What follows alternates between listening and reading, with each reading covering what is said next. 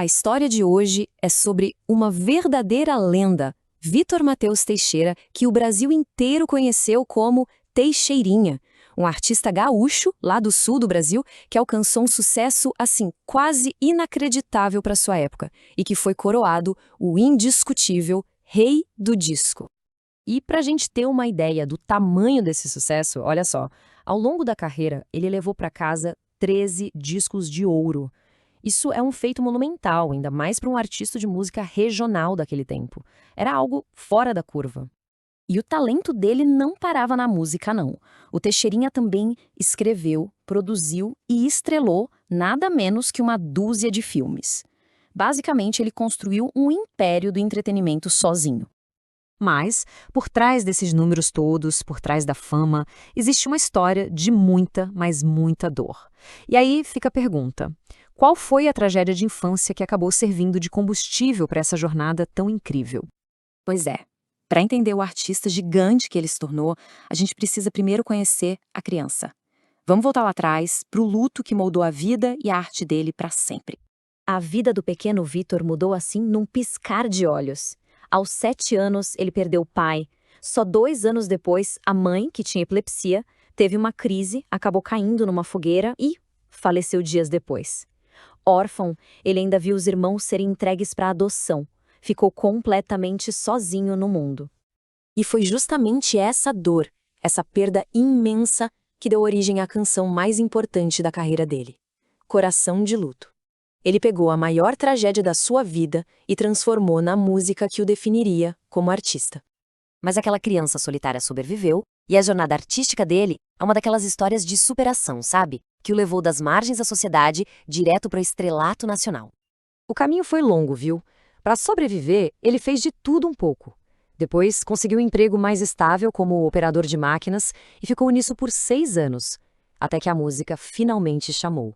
Ele começou a cantar em rádios pequenas, até que em 1959 veio o convite que mudaria a vida dele para sempre.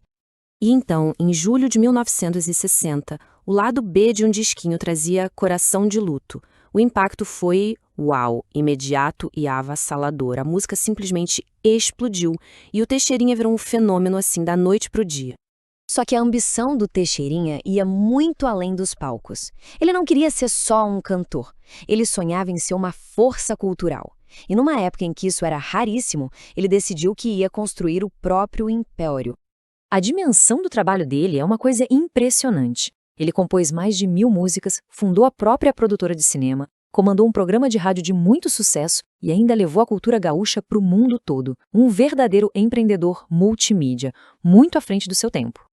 E isso tudo nos leva, claro, ao famoso apelido, o Rei do Disco. Os registros falam em mais de 18 milhões de cópias vendidas. É um número astronômico que, para um artista gaúcho daquela época, era algo simplesmente inacreditável. E isso solidificou o status dele de lenda. Mas, como dizem, nem tudo são flores. Todo esse sucesso veio com um preço bem alto.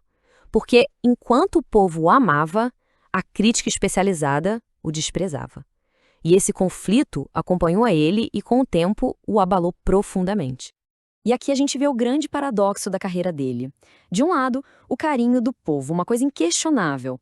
Do outro, a elite cultural que chamava a música dele de mau gosto e o acusava de explorar a morte da própria mãe para fazer sucesso. Pesado, né? E o ponto mais baixo desse conflito aconteceu em 1970. Imagina a cena, em rede nacional, ao vivo, um apresentador de TV super famoso, o Flávio Cavalcante, simplesmente quebrou os discos do Teixeirinha no ar. Foi uma humilhação pública, brutal. Como se já não bastasse tudo isso, a dor bateu forte na vida pessoal. Em 1983, a Mary Terezinha, sua acordeonista, parceira de palco e de vida por 22 anos, foi embora e deixou só um bilhete. Dizem que quando leu a mensagem, o Teixeirinha sofreu um pré-infarto. Foi um baque tremendo. E a sucessão de golpes não parou por aí. Logo depois da separação, ele recebeu o diagnóstico de um linfoma. A doença, somada a toda a tristeza que ele estava sentindo, marcou o início do fim. E assim a gente chega ao capítulo final da história. Mas mesmo doente, mesmo triste, o Teixeirinha se certificou de que a sua voz nunca, jamais, seria esquecida. Ele mesmo planejou o próprio legado. Isso mostra bem a consciência que ele tinha da própria importância. Ele detalhou o próprio funeral numa música, pediu para ter uma estátua no túmulo e teve o desejo atendido. Hoje, ele é celebrado com monumentos, livros, e a música dele continua sendo um pilar da cultura do sul do Brasil. E de uma forma quase poética, até trágica, o último trabalho dele foi lançado um dia depois que ele partiu, em 4 de dezembro de 1985. Um artista dedicado de corpo e alma até o último suspiro. No fim das contas, a história do Teixeirinha deixa a gente com uma reflexão, né? O que define a grandeza de um artista? A aprovação dos críticos ou um lugar guardado para sempre no coração do povo? A resposta talvez esteja na música, que décadas depois ainda toca fundo na alma de tanta gente.